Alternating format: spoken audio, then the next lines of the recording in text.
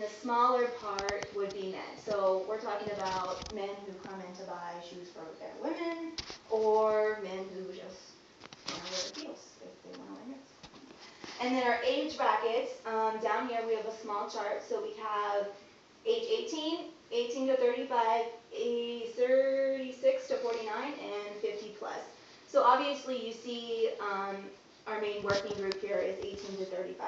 Now, not saying that these other three groups don't work, but these are our main things at this point right now. So that's our main group that we go through. Okay. And then as far as cost varies. So it varies by design and it varies by height. So when you come in, obviously your prices can range anywhere from $25 to $50.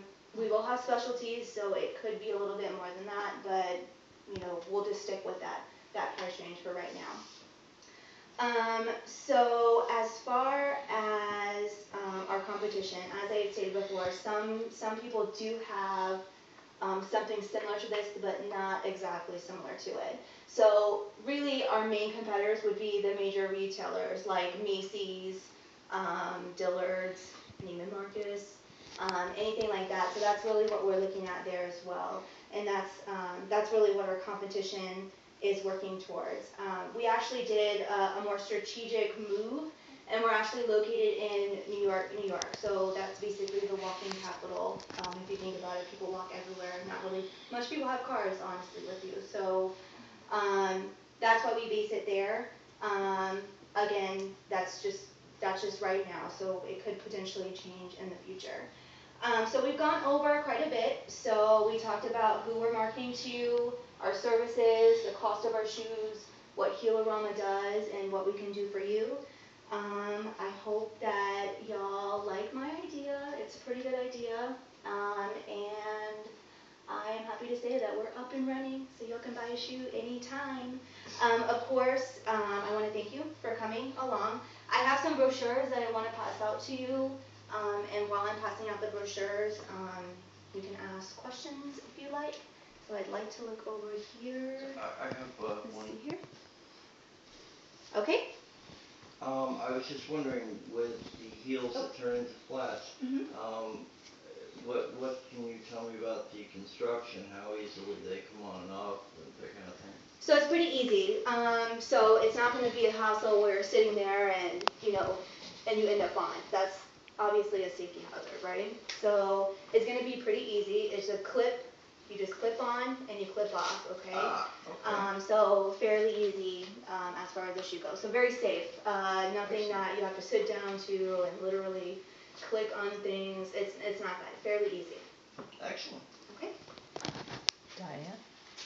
Is it going to be just based in New York, or will it be statewide and eventually worldwide? Okay, so we have a goal. So in the next 5 years, of course, right now we're in New York, but at this point we're looking to do it in all major cities. So we're talking Chicago, even San Antonio. Mainly our shops are probably going to be in the more servicey type of areas, and what I mean by that would be like, the Lock Interior area, obviously, main streets, stuff like that. So that's really what we're going towards. Hopefully, eventually, we will be international. Would love to have something Italy, France, major retailer area. So that's definitely something we want to do. Austin, in addition. Yep. Roy, it's your turn. Are you going to have a catalog? I am. So in the next 3 months, we are actually sending out catalogs.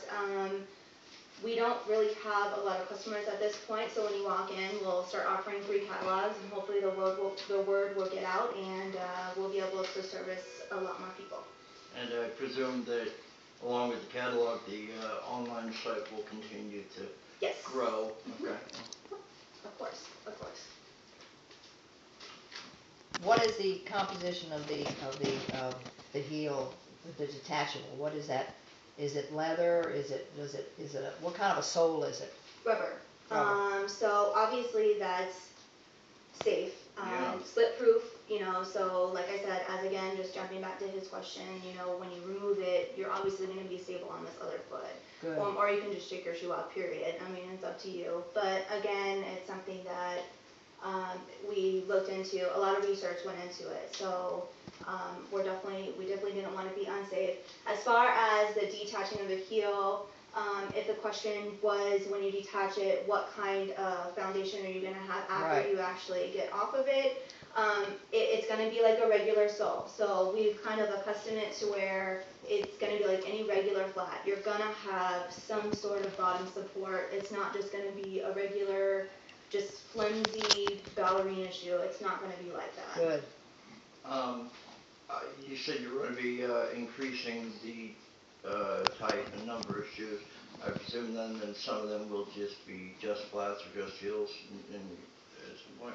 Yeah, at some point, eventually, just like with any shoe, it's not just going to be heels, of course.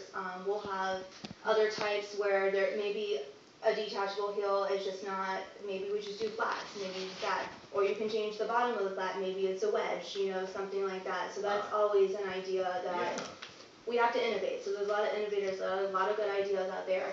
We want to make sure that we're still going to be competitive. So of course our main goal is to outnumber everybody. So The we want to be wedges the are best. great, especially from the girls I know in New York.